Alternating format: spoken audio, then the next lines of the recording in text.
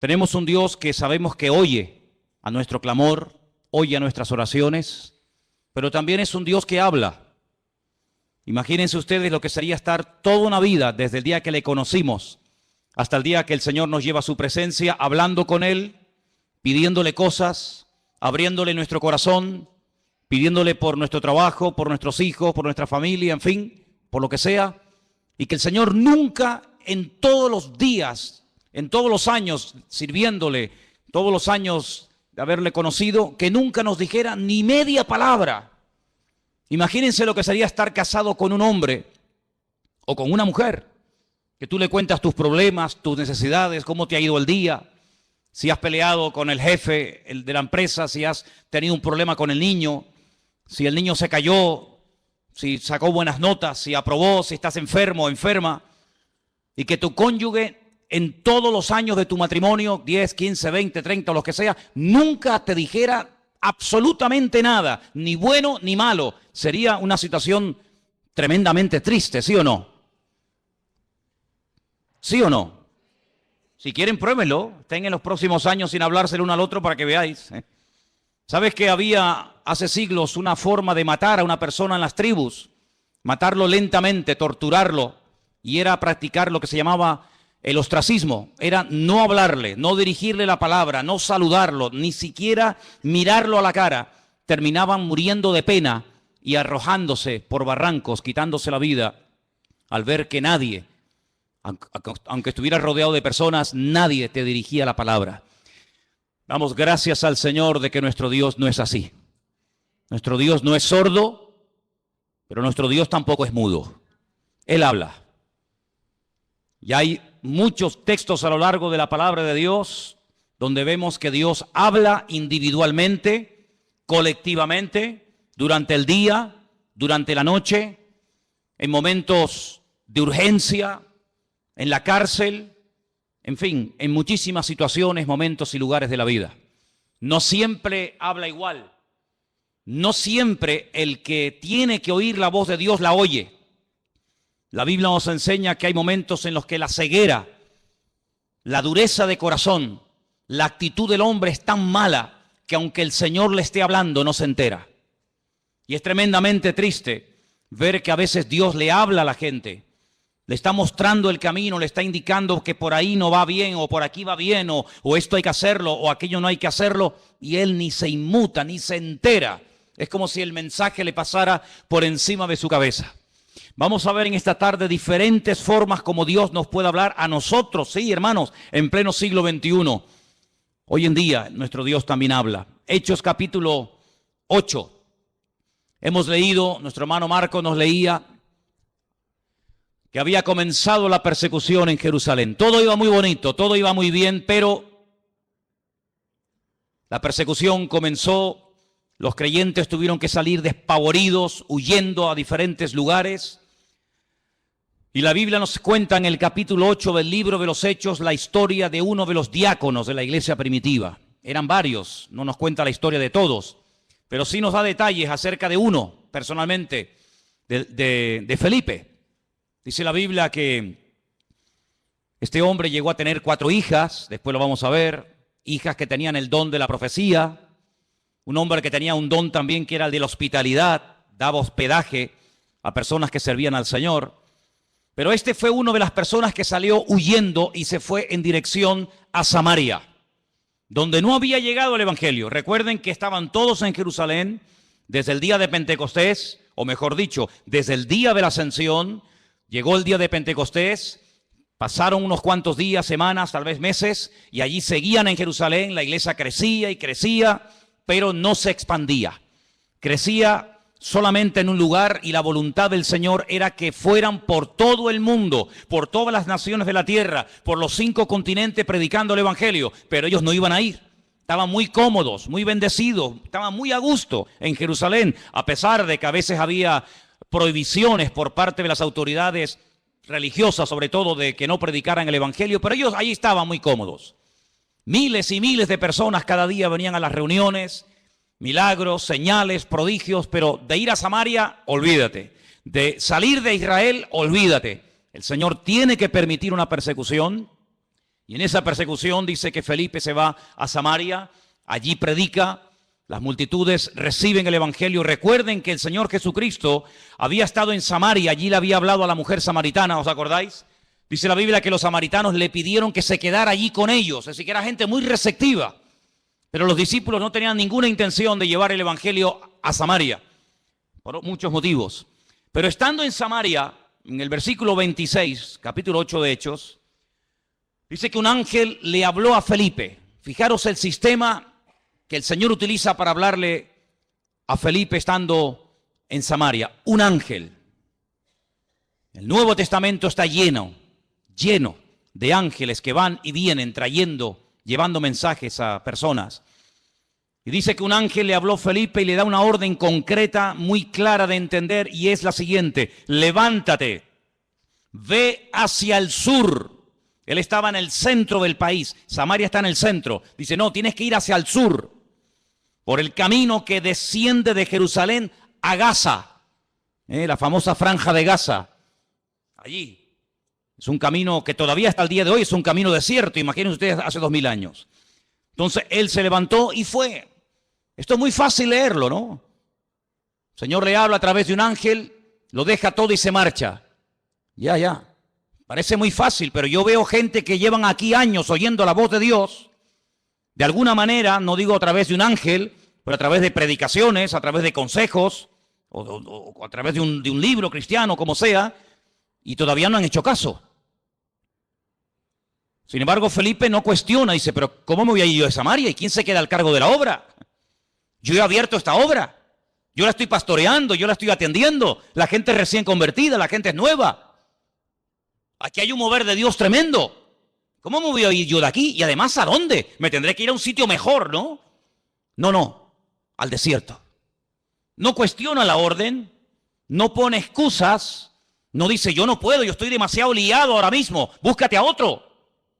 Sino que dice que se levantó y se fue al desierto, en obediencia. Yo llamo a este hombre Felipe el obediente. Amén, hermanos. Felipe el obediente. No cuestiona, no duda, no pospone la orden, sino que dice, se levantó y se fue.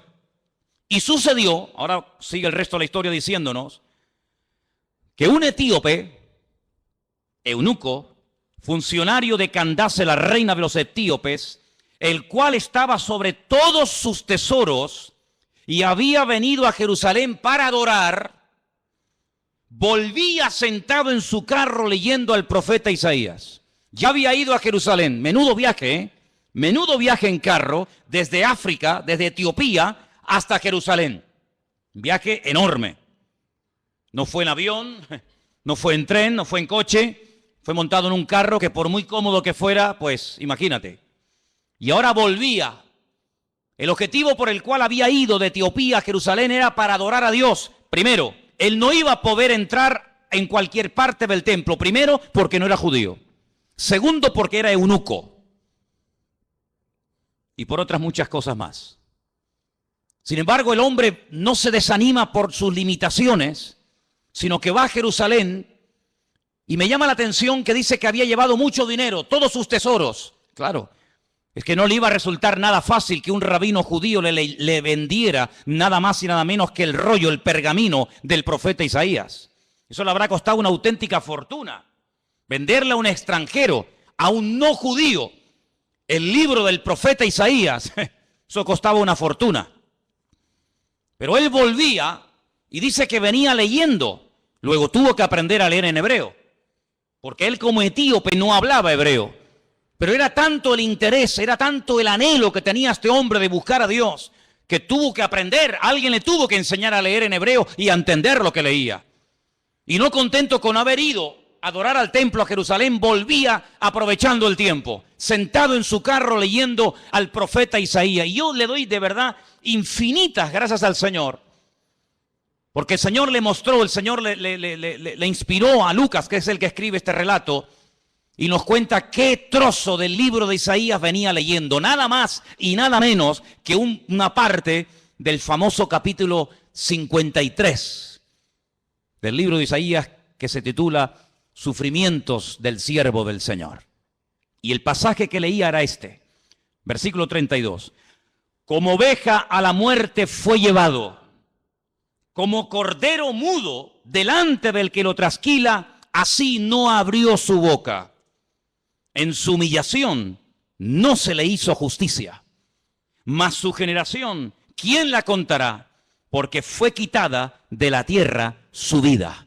Si yo pregunto en esta tarde, y por favor respondan, ¿de quién está hablando aquí el profeta Isaías? Del Señor Jesucristo. Todos los creyentes, por poco tiempo que lleven, al leer este texto, como cordero mudo fue llevado al matadero. En su humillación no se le hizo justicia. Su generación, ¿quién la contará? Automáticamente tú dices, está hablando de Cristo. Sin embargo, él no lo sabía. ¿Te das cuenta? ¿Te das cuenta cómo a veces tu conocimiento, por poco que sea, puede ser muchísimo en comparación con mucha gente que no sabe absolutamente nada de nada?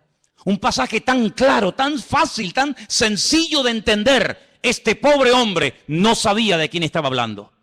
Y entonces fijaros en el verso 29, ahora no es otro ángel el que tiene que acercarse a Felipe, sino que ahora dice, el Espíritu le dice a Felipe, acércate y júntate a ese carro.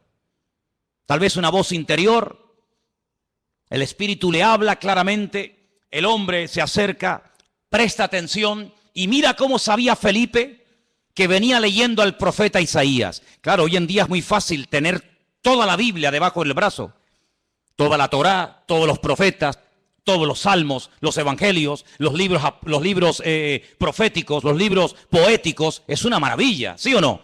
Es una maravilla poder llevar la Biblia, hermanos, y saber toda la historia, lo que Dios hizo en el Antiguo Testamento, lo que hizo en el Nuevo, lo que hará en el futuro, etcétera, etcétera. Conocer todos los detalles de la primera, de la segunda venida de Cristo, el descenso del Espíritu Santo, el arrebatamiento de la iglesia, la manifestación del anticristo. Es una maravilla tener todo en nuestras manos, pero ellos no tenían acceso a las escrituras en aquellos tiempos. Tenían que aprendérselas de memoria. Y mira cómo Felipe nos dice, ¿de quién estará leyendo? ¿Qué? Entendió perfectamente el pasaje, sabía que era un capítulo profético, un capítulo que hablaba de los sufrimientos del Mesías. Y sabía que ese hombre, ese pasaje, era del profeta Isaías. Y entonces le hace una pregunta muy interesante. Versículo 30. ¿Entiendes lo que lees?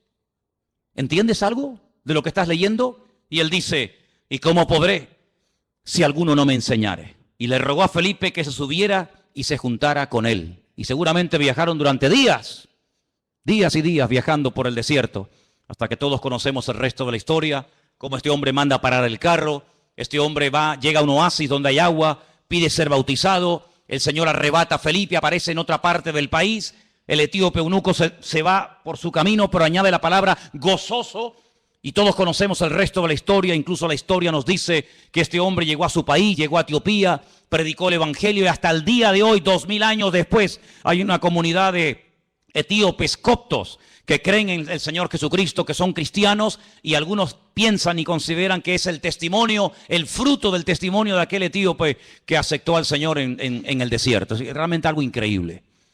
Ahora, yo lo que quiero destacar sobre todo en este pasaje son las dos formas como el Señor le habla a Felipe. Primero, versículo 26, a través de un ángel. Y la segunda forma en el versículo 29, a través del Espíritu, evidentemente a través del Espíritu Santo. Los ángeles aparecen tanto en el Antiguo como en el Nuevo Testamento. Y dicho sea de paso, por si no lo sabías, la primera persona en la Biblia que tiene un encuentro con un ángel es una mujer.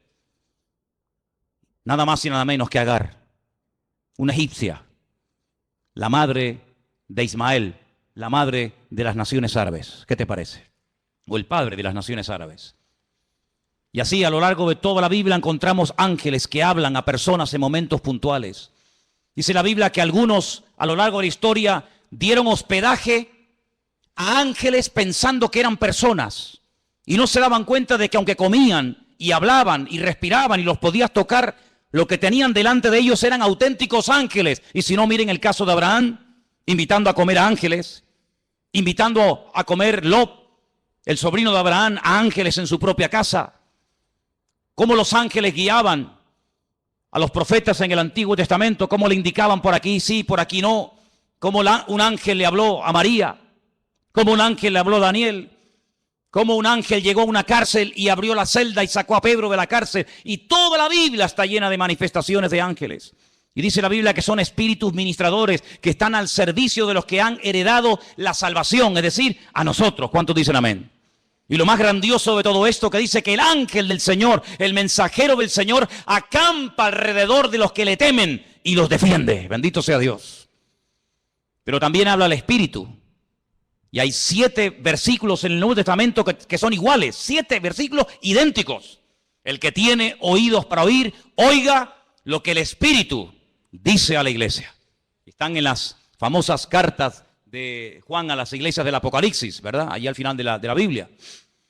Si vamos a otro pasaje del Nuevo Testamento, en el capítulo 13, versículo 2, vemos que el Espíritu Santo no solamente habla a nivel personal a una persona, como el caso de Felipe, sino que también en un momento determinado, en un culto donde hay mucha gente, el Espíritu Santo puede hablar e incluso dar nombres propios, nombres de personas.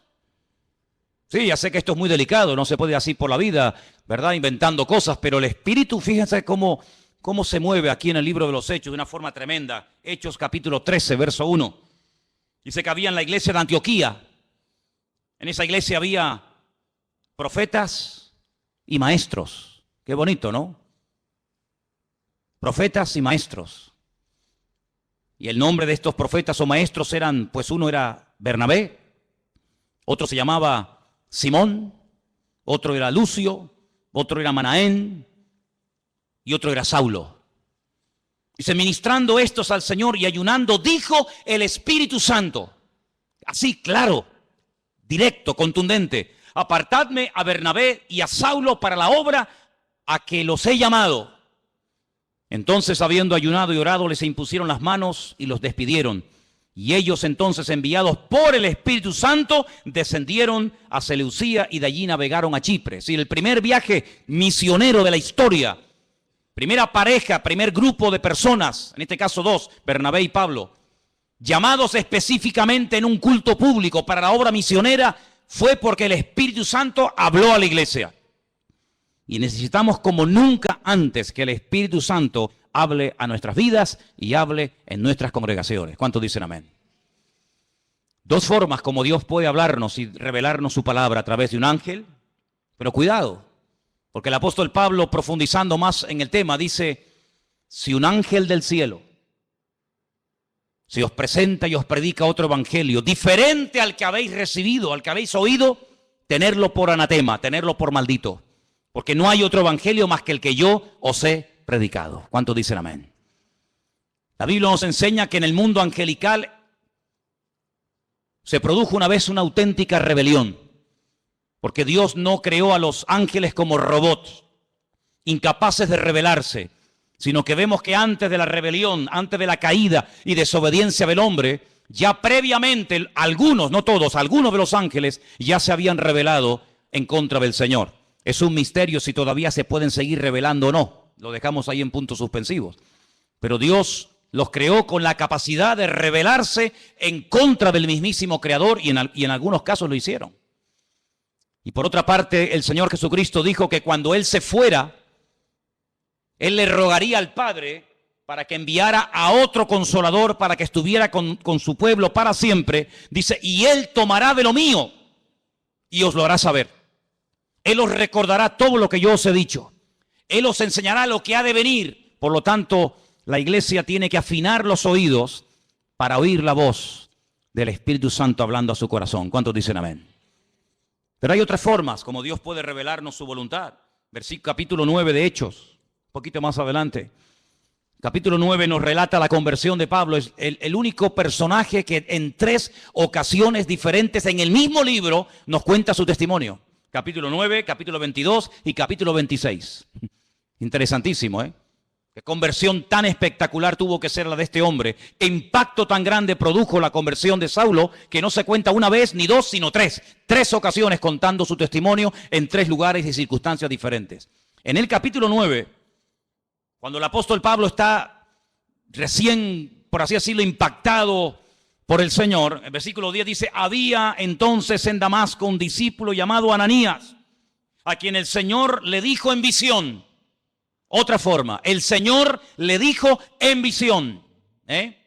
No es algo que se inventó.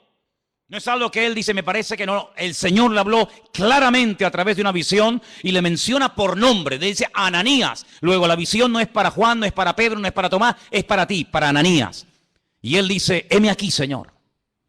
Y el Señor le dijo, levántate y ve a la calle que se llama Derecha. Busca en casa de Judas a uno llamado Saulo de Tarso, porque él está allí orando. Sí, las instrucciones que le da el Señor son tremendas. No hay género de duda. No puede ir a cualquier parte. Es a la calle llamada Derecha, a una casa cuyo dueño se llama Judas. Y tiene que orar por un hombre que se llama Saulo, que además ha nacido en una región, en una colonia romana que se llama Tarso, y que está allí orando. Madre mía, como para equivocarte, hijo. Ha visto en visión a un varón llamado Ananías, que entra y le pone la mano encima para que recobre la vista. Ya Pablo sabía que el que iba a orar por él, el que le iba a ministrar, se llamaba Ananías. Es interesante esto, ¿eh? Podríamos hablar mucho acerca de cómo incluso el que va a recibir oración ya sabe quién va a ir a orar, a imponerle las manos para que recobre la vista. Así que fue una visión lo que el Señor le permite tener a Ananías. Que el Señor sabía que estaba allí, que en cualquier momento podía utilizarlo como instrumento para ir a orar por una persona que a priori Ananías dice, pero Señor, esto es un peligro, yo me juego la vida si voy a orar por este hombre. Porque dice Ananías, verso 13, Señor, hemos oído de muchos acerca de este hombre. ¿Cuántos males ha hecho a tus santos en Jerusalén? Este hombre es peligroso. Este hombre no se anda con chiquitas. Y aún aquí tiene autoridad de los principales sacerdotes para aprender a todos los que invocan tu nombre.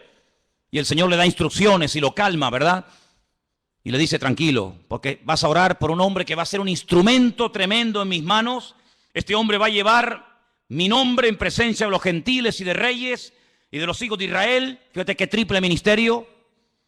Porque yo le mostraré cuánto le es necesario padecer por mi nombre. Medida por medida, como dice el refrán.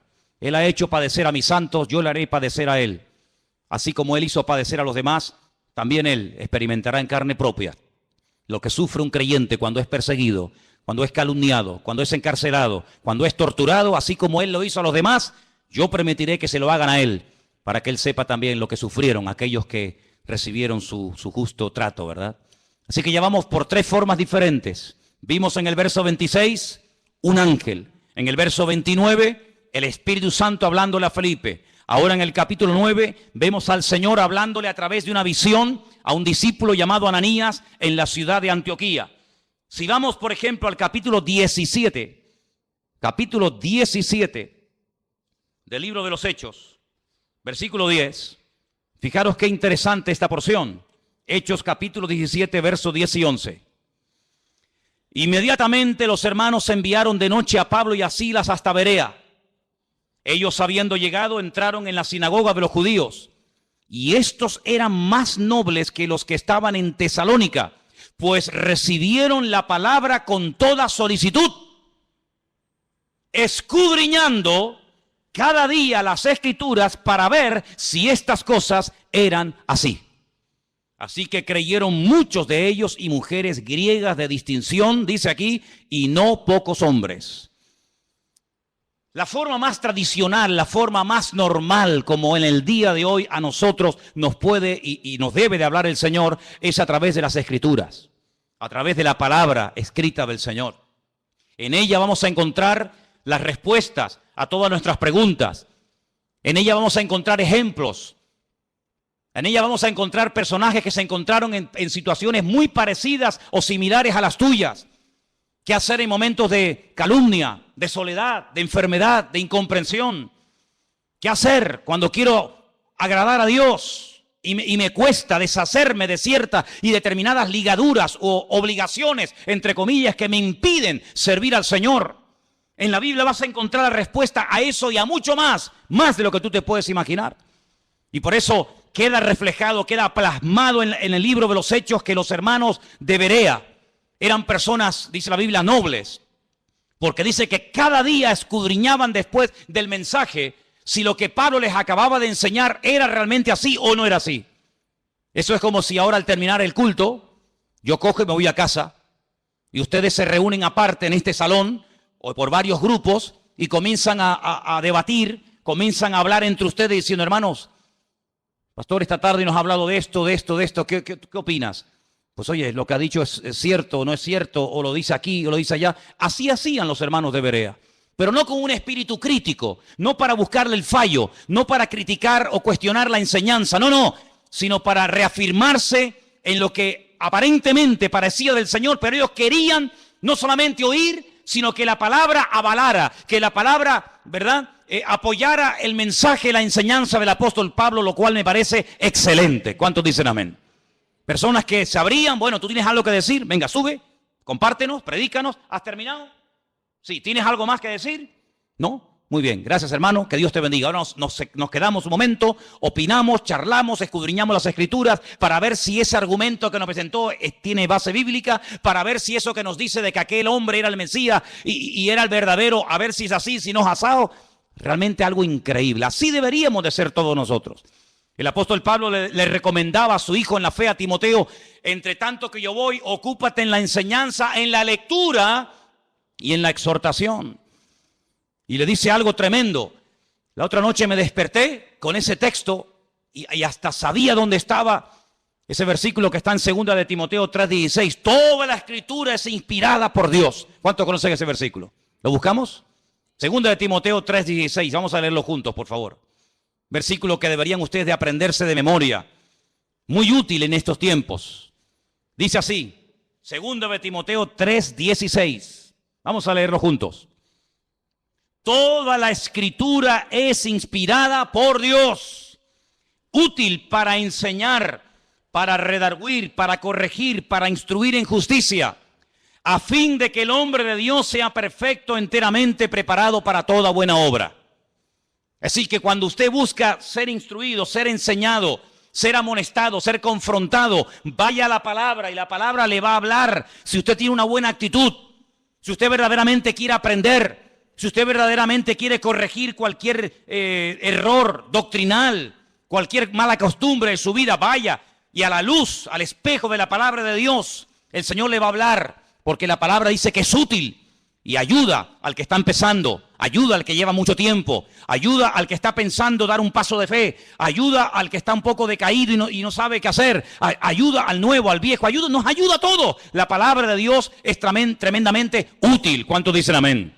Y hay que escudriñarla. Jesús dijo, escudriñad, meteros en la palabra, estudiar la palabra, porque ellas son las que dan testimonio de mí.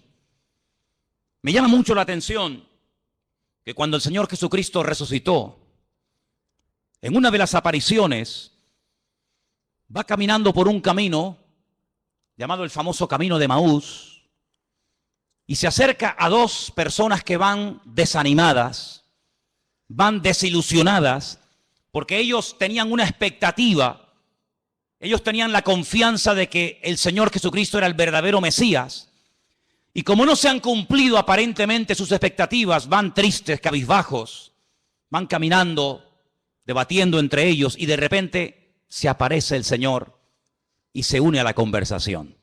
Permítame leerles en Lucas 24, a partir del versículo 21.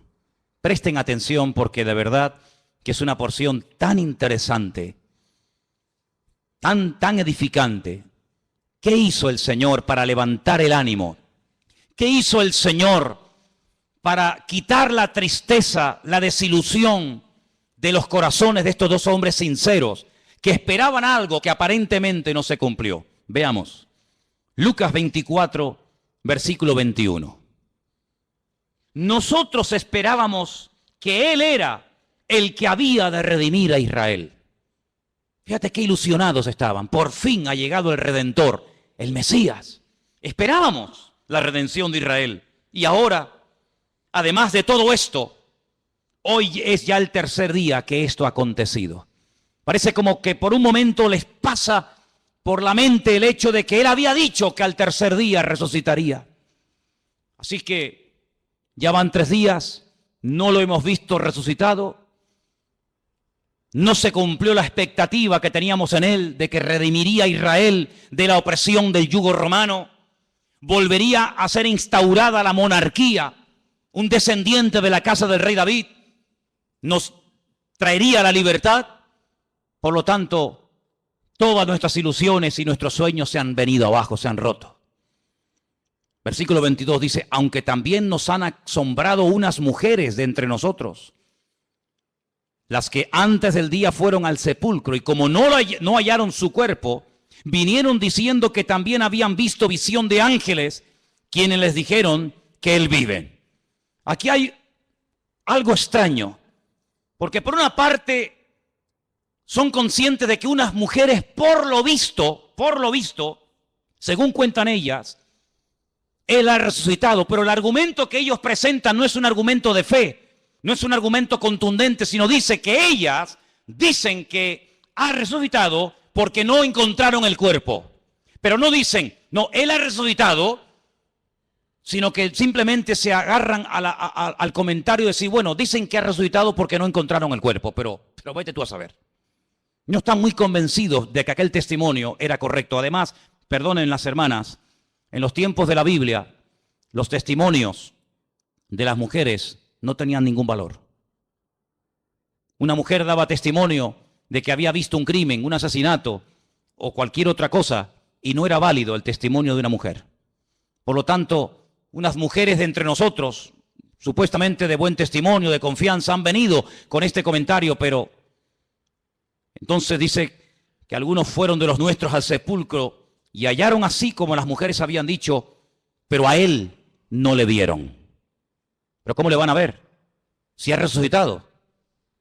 Si te quedarías más tranquilo saber que algunos de los nuestros fueron al sepulcro y lo vieron allí, entonces ¿qué testimonio hay en eso? Algunos de los nuestros fueron a comprobar si verdaderamente había resucitado y cuando llegaron allí no lo vieron. Pues ¿te parece poco testimonio? Es que ese es el gran testimonio. Es cuando hemos ido a Jerusalén y nos metemos dentro del sepulcro y algunos hermanos, no siempre, pero algunos me preguntan, dicen, una pregunta ahí, ¿y qué hemos venido a ver aquí? Digo, aquí, nada. Aquí hemos venido a ver una cueva vacía, una tumba vacía. Este es el gran testimonio. Si viniéramos aquí y viéramos que está ocupada, te aseguro que yo no hubiera venido aquí tantas veces. Pero lo grandioso de nosotros es que vamos a Jerusalén y vemos una tumba que está totalmente vacía y se puede visitar. ¿Cuántos dicen amén? Si estuviera ocupada, pues menuda ruina. Vana sería nuestra fe, dice la Biblia. Ahora escucha bien esto. Esto es tremendo. Entonces él les dijo, ahora habla el Señor, hasta ahora han hablado ellos, ahora va a hablar el Señor y les dice, oh insensatos y tardos de corazón para creer todo lo que los profetas han dicho. Tardos de corazón, ¿por qué os cuesta tanto creer? Eso significa tardos de corazón. ¿Por qué tardáis tanto en creer? Una pregunta, ¿hay alguno entre nosotros que sea tardo de corazón? ¿Alguien que le cueste creer? Has oído el testimonio de fulanito, has visto la vida cambiada de no sé quién, has oído el milagro de tal, has escuchado al pastor predicar, has escuchado el otro día a otro chico predicando, has ido a una iglesia por aquí, has ido a una iglesia por allá. Bueno, todavía no estás convencido. Eso se llama ser tardo de corazón. No tenemos que ser tardos de corazón, tenemos que estar abiertos a creer lo que hay que creer y a rechazar lo que no hay que creer, hermano. ¿Cuántos dicen amén? Hay gente que lee el periódico y todo lo que leen se lo creen. Tienen una fe impresionante en el periódico. O ven un programa de televisión y se creen todo lo que los que han estado en esa tertulia acaban de decir. Pero después cuando leen la Biblia, la dudan y la cuestionan. O sea, en el periódico no hay que tener fe. Donde hay que tener fe es en la palabra de Dios. ¿Cuántos dicen amén? No, es que el periodista el otro día dijo que no sé qué. Pero bueno, ¿el periodista quién es? ¿Es algún profeta? Me dice, tardos de corazón. ¿No era necesario que el Cristo padeciese estas cosas y que entrara en su gloria? ¿Es que acaso ha ocurrido algo por casualidad? ¿Es que se le ha ido de las manos el control al Eterno? ¿No era necesario que ocurriera todo esto? Su muerte, su crucifixión, su rechazo, su resurrección. ¿Era necesario todo esto? Todo ha salido perfecto. Todo ha salido perfecto. Es que Pilato podía haberle librado de la muerte, pero gloria a Dios que no lo libró, aunque suene fuerte, ¿sí o no? Gloria a Dios que no dijo, pues no, yo aquí mando, yo soy el gobernador y os vais todos para casa. Yo a este hombre lo encuentro inocente y lo perdono. Venga, Jesús, vete para casa. Menuda ruina. Yo doy gloria a Dios que Pilato, a pesar de que sabía que era un hombre justo e inocente, lo mandó a crucificar. ¿Tú no? Yo me alegro muchísimo de que nada ni nadie pudo librar de la muerte al Señor. Nada ni nadie. Yo le doy gracias al Señor de que aguantó la tentación de no bajarse de la cruz cuando le decían, si eres el Hijo de Dios, bájate y demuéstralo. Él podía haber dicho, pues mira, te lo voy a demostrar, hombre. Ya me tenéis hasta las narices. Pero yo doy gracias al Señor de que no se bajó. Yo doy gracias al Señor que se murió y que murió como tenía que morir. Y también doy gracias al Señor porque todas las profecías que estaban escritas acerca de Él se cumplieron perfectamente. Y por eso Él les dice, todo esto era necesario. Y comenzando desde Moisés, desde la Torá, el Pentateuco, siguiendo por todos los profetas, Isaías, Jeremías, Habacuc, Sofonías, Abdías, Malaquías, etcétera, etcétera, etcétera, les declaraba en todas las escrituras lo que de él decían. Aquí menciona a Moisés, la Torá, menciona a los profetas y menciona las escrituras. Y con esas tres palabras en hebreo forman la palabra Tanaj. Así se llama el Antiguo Testamento en hebreo, Tanaj, que es la unión de la Torá, de los Neviín y de los Ketubín, de los profetas, de los escritos y de la ley de Moisés, la Torá. Y les abrió los ojos y les mostró cómo a través de las escrituras tenían que creer que lo que había ocurrido no era producto de la casualidad. Y por eso, amados, nosotros tenemos hoy en día una herramienta tremenda. Podemos estar seguros de que Jesús no fue un impostor. Podemos estar plenamente convencidos de que el Nuevo Testamento no es una historia inventada, de que Jesús no es un mito, un personaje histórico, pero que a la hora de la verdad no existió. Nosotros podemos tener la completa seguridad de que la palabra que tenemos en nuestra mano no ha sido ni tergiversada, no se la ha quitado, no se la ha añadido. Es una palabra perfecta. Y el cielo y la tierra podrán pasar, pero su palabra permanecerá por toda la eternidad. La palabra de Dios es la fuente de nuestra fe, es la base, el fundamento de nuestra creencia. Las profecías se cumplieron todas, no faltó ni una por cumplirse. Y no eran producto de la casualidad, sino que todo estaba bajo el control del Señor. Y hoy en día les digo, hermano, que ese Dios que controló la primera venida de Cristo tiene todo bajo su control, y todo lo que está ocurriendo porque Dios así lo está permitiendo. ¿Cuántos dicen amén? Porque ni una hoja de un árbol se cae sin permiso del Señor. Y cuando el Señor esté a punto de venir, y cuando tenga que manifestarse el anticristo, y cuando vengan los dos testigos, y cuando venga la señal de la bestia, y todo eso que hemos estudiado durante años, todo ocurrirá como tiene que ocurrir, porque la palabra de Dios es viva, es eficaz, y es verdadera, y es perfecta, y no se equivoca, y tenemos en nuestra mano el mejor regalo del mundo, la salvación y la palabra del Señor. ¿Cuántos dicen amén? Gloria a Dios por la palabra de Dios. Gloria a Dios, hermanos. Pues léanla, estúdienla, escudriñenla. Si alguien busca voluntad de Dios, métete en la Biblia, métete en la palabra, levántate temprano, acuéstate más tarde si quieres, y comienza a leer y a buscar por aquí y a buscar por allá, y seguro que el Señor te hablará tu vida, porque el Señor siempre habla a través de su palabra. Fíjate qué poder tan grande tiene la palabra de Dios, que hasta Cristo la usó para atacar al diablo cuando era tentado en el desierto de Judea. Podía haber usado cualquier otro argumento, ¿sí o no? Pero sin embargo, ¿qué hizo? Usar la palabra. Escrito está. Escrito está. Escrito está. Y con esas palabras desmanteló las tentaciones del diablo y pudo tener un ministerio eficaz, un ministerio victorioso, porque la palabra de Dios le da efectividad a nuestra vida. Bendito sea Dios. Así que hemos visto cómo los ángeles pueden ser en un momento determinado usados por el Señor para hablarnos. Vemos cómo también el Espíritu Santo puede hablar claramente en la iglesia o a nivel personal. Vemos cómo a través de una visión, a través de la palabra. Capítulo 21 del libro de los Hechos, hay algo muy interesante que aquí se menciona, y aparece un personaje poco conocido,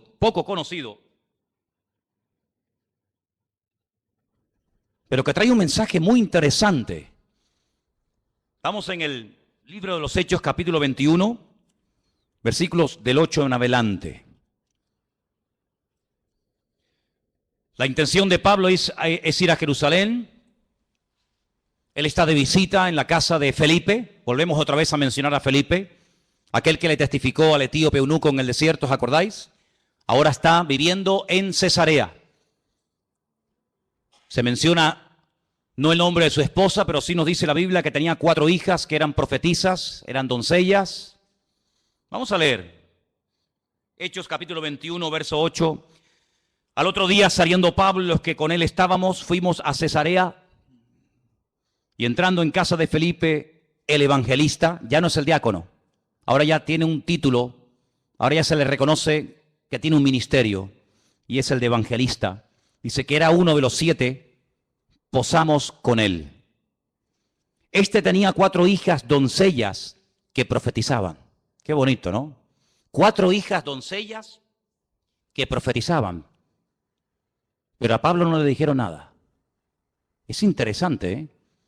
4 hijas doncellas que profetizaban, pero a Pablo no le comunicaron absolutamente nada. Tiene que venir un varón, versículo 10, permaneciendo nosotros allí algunos días, descendió de Judea un profeta llamado Agabo. No hay ningún libro en la Biblia, libro del profeta Agabo. Pero era un profeta, eso lo dice la Biblia. Y dice que vino a vernos, tomó el cinturón, el cinto de Pablo, se ató los pies y las manos y dijo, esto dice el Espíritu Santo. Agárrate. Así atarán los judíos en Jerusalén al varón de quien es este cinto y le entregarán en manos de los gentiles. Tremendo, ¿eh? Si el Señor le está advirtiendo, no prohibiendo, que es muy diferente, ¿eh? Una cosa es que Dios te advierta de un peligro y otra cosa es que Dios te prohíba hacer o decir o ir a un determinado lugar. Aquí el Señor no le está prohibiendo a Pablo nada, sino le está advirtiendo. Esto es lo que te va a pasar si subes a Jerusalén. Es como cuando David consultaba con el Señor, tomando el efod, dice la Biblia, consultaba palabra del Señor y decía, Señor, por esta gente que yo he dado tanto, esta ciudad que yo liberé, esta ciudad por la que yo di mi vida y mis soldados se jugaron la vida para liberarla, si yo me quedo aquí y vienen a reclamarme mi vida, ¿los habitantes de esta ciudad me entregarán sí o no? Y le dice el Señor, sí te entregarán, seguro, no te quepa la menor duda. ¿Qué hace David? Sabiendo que si se queda en la ciudad, le van a entregar, David coge y se marcha. Tenía las 2 opciones, era algo futurible, algo que podía ocurrir. Depende de la actitud del que recibiera el mensaje. Si te quedas, te entregan. Si te vas, no pasa nada. En este caso, Agabo, este profeta que viene de Judea, le dice al apóstol Pablo, mira, así como yo me estoy amarrando con tu cinturón, es un mensaje objetivo para que lo entiendas. Así como me están amarrando con tu cinturón, así te van a amarrar a ti como subas a Jerusalén. ¿Qué hace Pablo? Sigamos leyendo. Versículo 12.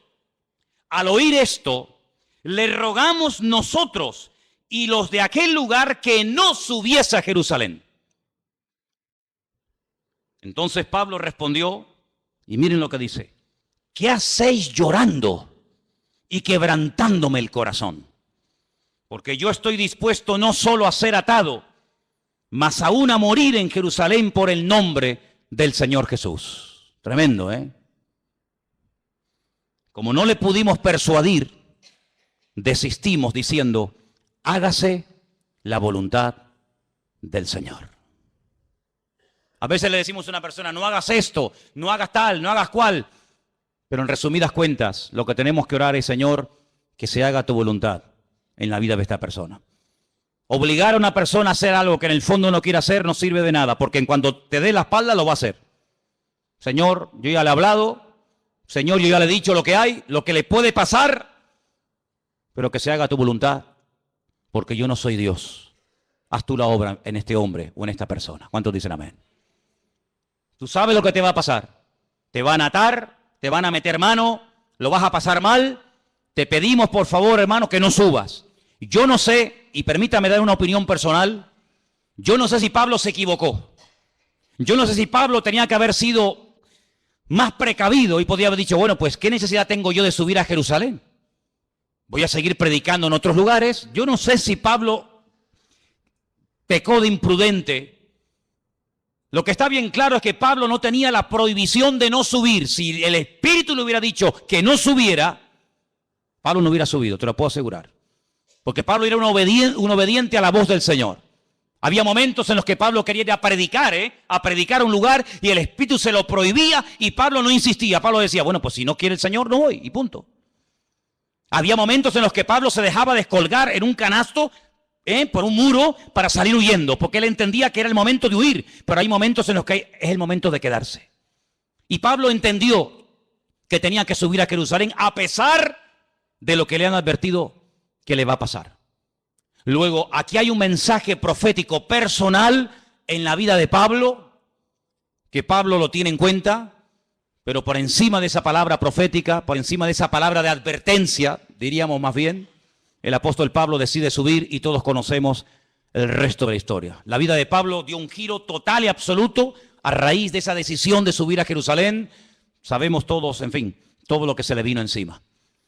Dios puede hablar también, ¿cómo no? A través de palabras proféticas, sí, claro que sí.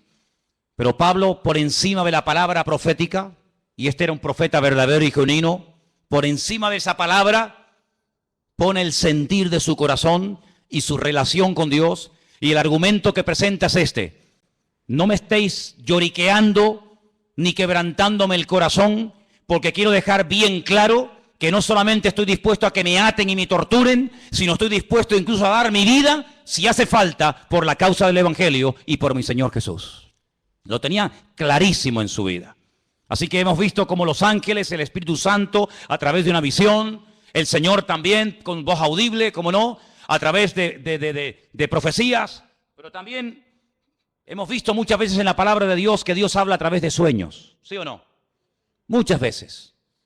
El caso de José, el caso del otro José, el del Nuevo Testamento, que dice la Biblia que el Señor le habló en un sueño, que tenía que aceptar a su mujer, que no la había engañado, que no le había mentido, ¿verdad?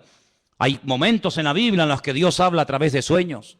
La Biblia dice que una de las señales de los últimos tiempos es que los ancianos tendrán sueños y los jóvenes tendrán visiones. Lo dice el profeta Joel en el capítulo 2. Los jóvenes tendrán visiones y los ancianos soñarán sueños. Y si quieres saber si eres joven o anciano, pues mira a ver qué estás. O estás teniendo visiones o estás teniendo sueños. Y ahí ya sabes por dónde van los tiros, ¿no? Pero dicho sea de paso, lo más importante de todo esto es siempre lo que la palabra de Dios termina como conclusión diciéndonos. Podemos tener sueños, podemos tener visiones, podemos tener un sentir. Alguien nos pudo decir por ahí no sé qué cosa, pero no te olvides que el Señor hoy en día, como habla a su pueblo y a su iglesia, es a través de su santa y bendita palabra. ¿Cuántos dicen amén? Es a través de la palabra de Dios que sabemos lo que tenemos que hacer. Y quiero terminar leyendo en Hechos capítulo 1. Hechos capítulo 1, para que veáis cómo hay un texto que en aquellos días de espera, desde la ascensión de Cristo hasta que llega el día de Pentecostés, ellos están estudiando la palabra, ellos están analizando las Escrituras y llegan a un texto que dice lo siguiente, Hechos capítulo 1, versículo 20. Hechos 1, versículo 20. Esta palabra que vamos a leer, ellos la leyeron del Salmo 69. Salmo 69 dice así: está escrito en el libro de los Salmos, sea hecha desierta su habitación y no haya quien more en ella. Tome otro su oficio y tome otro su oficio. Ellos interpretaron por este versículo del Salmo 69, repito, ellos interpretaron que había quedado un vacío cuando Judas, uno de los discípulos, se ahorcó y se quitó la vida. Ellos entendieron que según este salmo había que nombrar a otros. Ahora, cuidado. Ellos recurren a la palabra. Ellos saben que el Salmo 69 dice que, da a entender indirectamente que Judas se suicidaría, que Judas se quitaría de en medio, que otro tendría que ocupar su lugar, pero interpretan mal la palabra. Ellos hacen una votación. Ellos dicen, bueno, fulanito o menganito. Dice que echaron suertes. La suerte cayó sobre un discípulo fiel que había estado con ellos desde el principio, llamado Matías. Ellos deciden que Matías sea el que ocupe el lugar de Judas, el que se ha ahorcado, pero nosotros sabemos por la historia bíblica que así no se mueve el Señor. Hemos visto cómo Dios habla por sueños, por visiones, por profecías, por la palabra, el Espíritu Santo, pero nunca a través de la suerte. Nunca a través de echar suertes. Será fulano, será mengano. No, ese sistema es un sistema humano, no es un sistema divino. Y aquí de lo que se trata no es de adaptar, no es de utilizar los sistemas humanos para saber la voluntad de Dios, sino de descubrir los sistemas de Dios para hablarle a los seres humanos. ¿Cuántos dicen amén? Sí, Dios suplirá todas vuestras necesidades. ¿Quién suplirá nuestras necesidades? Dios. ¿Qué dice Filipenses 4:19? ¿Alguien lo sabe de memoria? ¿Alguien sabe Filipenses 4:19 de memoria? Mi Dios, pues, suplirá todas vuestras necesidades conforme a su riqueza en gloria en Cristo Jesús. Mi Dios suplirá. ¿Quién suplirá las necesidades de un pastor? ¿Quién? ¿Quién suplirá las necesidades tuyas como oveja? ¿Quién suple las necesidades de la iglesia? Mi Dios, ¿sí o no? Dígalo fuerte, mi Dios suplirá mis necesidades. Pero vamos a comprar la lotería por si acaso. Vamos a ver. Usted ha dicho ahora mismo, literalmente, la promesa del Señor en Filipenses 4:19. ¿Para qué compra entonces la 11? ¿Para qué hace la quiniela? ¿Para qué juega los juegos de azar? Bueno, mi Dios, usted ha dicho que mi Dios suplirá mis necesidades, ¿sí o no? Pues si es mi Dios, que lo haga Dios. No le eche una mano a Dios. No dice la palabra que otro tomará su oficio, ¿sí? No dice la palabra que la casa de Judas quedaría desierta, que el hueco quedaría porque él mismo se quitó de en medio, ¿sí? Pues que Dios lo llene. Si Dios nos nombró a nosotros, ¿a ti quién te nombró, Juan? ¿A ti quién te llamó, Pedro? ¿A ti quién te llamó, Tomás? Y a ti, Juan, y a ti, Bartolomé, y a ti, Mateo. ¿Quién te llamó a ti? A mí me llamó el Señor. Dice que estuvo toda la noche orando, ¿sí o no? ¿Os acordáis? Toda la noche estuvo orando. Y al día siguiente dice, Juan, Andrés, Santiago. Y Él los llama. Bueno, pues si nos llamó a nosotros así, ¿por qué ahora nosotros queremos echarle una mano a Dios de llenar un vacío que Él permitió que se vaciara? Que lo llene el Señor, porque su palabra, para que se cumpla, el que tiene que actuar es Él y no yo. Entonces ustedes tienen que madurar y tienen que crecer para daros cuenta de que no puede haber incongruencias con la fe. No se pueden mezclar sistemas divinos con sistemas humanos. Dios habla por sueños. Amén. Gloria a Dios. Nadie cuestiona eso, hermano. Dios habla por ángeles. Amén. Dios habla por profecías. Dios habla por su palabra. El Espíritu Santo habla. Amén. ¿Te parecen pocas formas? ¿Te parecen pocos sistemas? ¿Que falta alguno más? ¿Que te tienes que inventar un nuevo sistema para que Dios te hable? No te tienes que inventar nada. Tienes que amoldarte a los sistemas bíblicos. ¿Estás buscando la voluntad de Dios? Gloria a Dios, me parece estupendo. Pero no es Tim Marín de Dos Pingües, Cucaramaca, Titirifue. No, no es eso. Señor, háblame. Y el Señor te puede hablar esta noche. El Señor te puede hablar en una profecía, a través de un mensaje, a través de un ángel. Claro, ¿cómo no te va a poder hablar el Señor si el Señor no ha cambiado? Pues si el Señor no ha cambiado y tú tienes la fe y la creencia de que Él no ha cambiado, que Él ni es sordo ni es mudo, amén, ni es sordo ni es mudo, pues abre tu corazón a las formas que Dios ha escogido para revelarte su voluntad y no pongas tu sistema nuevo que no tiene nada que ver con el sistema de Dios. Cuando Dios quiso llamar a Abraham, ¿a quién llamó? ¿A quién llamó? A Abraham. Cuando el Señor quiso utilizar a David para que fuera el segundo rey de Israel, le dijo a Samuel, vete a la casa de Isaí, son 8 hermanos, ponga en una bolsa los 8 nombres y venga, vete sacando. No, este no es, este sí es. No, porque para ti es difícil saber entre 8 cuál es el verdadero, pero para mí no. Amén. ¿Cuál será? ¿Será este? ¿Será el otro? El Señor sabía cómo se iba a llamar el segundo rey de Israel, ¿sí o no? Pues vete y unge a David. Y a ese fue el que ungió el Señor. El Señor sabe dónde vives. El Señor sabe cómo te llamas. El Señor sabe qué número de zapato tienes. Tu DNI lo conoce el Señor, tu ADN, tu grupo sanguíneo. Lo conoce absolutamente todo. Dice que nuestro embrión vieron, nuestros ojos vieron al Señor. Por lo tanto, amados hermanos, no tengamos temor de que no vas a saber qué hacer en la vida, porque el que busca halla, el que llama se le abrirá y el que pide recibe, dice la palabra. Lo que hay es que buscarle de corazón, lo que hay es que buscarle de verdad. Pero ahora te digo lo siguiente, si tú lo buscas de verdad, si tú le pides, Señor, háblame, si tú le pides, Señor, guíame, si tú le pides, Señor, úsame, si tú le dices, Señor, cuenta conmigo, cuidado, porque Dios te va a tomar la palabra. Y cuando Dios te hable, ya no tienes excusa.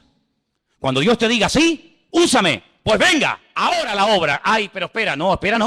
Tú me dijiste que te usara. Y yo te quiero usar y tú me estás poniendo pega. Ahora no, mañana, y espérate que no sé qué, y espérate que no sé cuánto. No hagas un plan paralelo. Tú tienes que adaptarte al plan y al diseño y al propósito de Dios para tu vida. Y no tener tú un plan paralelo. Y de vez en cuando te metes en el plan de Dios y de vez en cuando quieras que Él se meta en el tuyo. No, hay solamente una línea. Y es la línea que Dios te marca, no la que tú te estás inventando a tu manera. El Señor dice, encomienda al Señor tu camino. Confía en Él. Y Él hará. Eso es lo que dice la Biblia. No hay otra forma, no hay otra manera, no hay ningún atajo, sino que siempre hay el mismo precio a pagar. Sinceridad, perseverancia, constancia. Y el Señor es galardonador de los que le buscan. Si tú estás buscando palabra de Dios para tu familia, para tu matrimonio, para tus estudios, para tu presente o para tu futuro, si estás buscando palabra de Dios, no que Dios te bendiga tus planes, porque Dios no tiene ninguna obligación de bendecir tus proyectos, ¿eh? Eso es lo que a lo mejor alguien te enseñó, pero yo no te lo enseñaré nunca. Dios no tiene ninguna obligación de avalar y de apoyar tus negocios, tus proyectos, tus ideas, tus planes, tus anhelos y tus sueños de la vida. No, te equivocas. Dios bendice lo que es de Él, lo que Él manda que se haga, lo que Él manda que se ejecute. Eso es lo que Él bendice y prospera y respalda y sostiene. Lo demás no tiene nada que ver con sus sueños. Cierra tus ojos en esta tarde, allí donde estás. Yo te he enseñado. Dios habla a través de ángeles. Dios habla a través de su Espíritu Santo. Dios habla a través de visiones. El Señor habla con voz audible, personalmente, a través de su bendita palabra, a través de palabra profética, a través de sueños. Mira, 1, 2, 3, 4, 5, 6, 7 formas diferentes. 7 formas diferentes. Qué curioso, ¿eh? Toda la música que existe, toda la ópera, toda la música que existe, cualquier estilo que sea, está basado en 7 notas. Con 7 notas principales, de ahí se ha hecho toda la música. Con las poquitas letras de nuestro abecedario, de nuestro alfabeto, se ha escrito todos los libros y toda la poesía y toda la literatura que está escrita en nuestro idioma. No falta nada. No falta ni una sola letra. No falta nada ni sobra nada. Todo está perfecto. Con estas 7 formas que te he mostrado esta tarde, es más que suficiente para que tú, hermano y hermana, conozcas la voluntad de Dios para tu vida. El problema no está en los sistemas de Dios. El problema está en los receptores que a veces hacen caso omiso a como Dios está hablando. Pero en esta tarde, Señor, te doy gracias porque tú hablas a través de sueños y de visiones. Te doy gracias porque hablas a través de, Señor, tus siervos que predican tu palabra. Te doy gracias, Señor, porque hablas a través de tu Espíritu Santo y envía a tu pueblo. Y tú también directamente hablas a nuestras vidas, mi Dios. Te doy gracias, Señor, porque tú hablas de tantas y tantas formas y maneras. Ayúdanos a obedecerte, Jesús. Ayúdanos a someternos a tu voz y poder decirte, habla que tu siervo oye. Señor, habla durante la noche, habla durante los sueños y el descanso. Habla de día, habla al joven y al niño, habla al casado y a la soltera, Señor. Pero no pares de hablar a tu iglesia, Dios. Habla, Señor, habla, Señor. Quita la cera de nuestros oídos, Señor. Quita los tapones de nuestros oídos para que podamos discernir la voz, el silbo apacible de nuestro Dios en medio de la tormenta de la vida. Habla, Señor, habla, Señor. Sopla, Espíritu Santo, sobre tu pueblo en esta tarde, Dios mío. Renueva, Señor, el anhelo de agradarte, de servirte. Habrá algo más glorioso que servirte a ti. Habrá algo más maravilloso que dedicarte la vida a ti. Bendito sea el nombre del Señor. Bendito sea el nombre del Señor. Los cielos y la tierra están llenas de tu gloria, Señor. Alabado sea, Señor. Si estás buscando la voluntad de Dios para tu vida, si estás buscando servir al Señor de alguna manera, abre tu corazón. El más interesado en que le oigas es Él. El más interesado en que hagas su voluntad es Él. Él sí que tiene ganas de hablarte. Él sí que tiene ganas de revelarse a su vida. Él sí que tiene ganas de guiarte y de pastorearte. Él sí que tiene ganas. Él no está sordo ni mudo. Él habla al corazón dispuesto a la vida diligente, al hombre y a la mujer humilde que quieren hacer la voluntad de Dios. Aleluya. Bendito sea tu nombre, Padre. Gracias porque tu palabra es viva, es eficaz. Siempre toca, siempre habla, siempre dije. Lámpara es a mis pies tu palabra y lumbrera mi camino. Aleluya.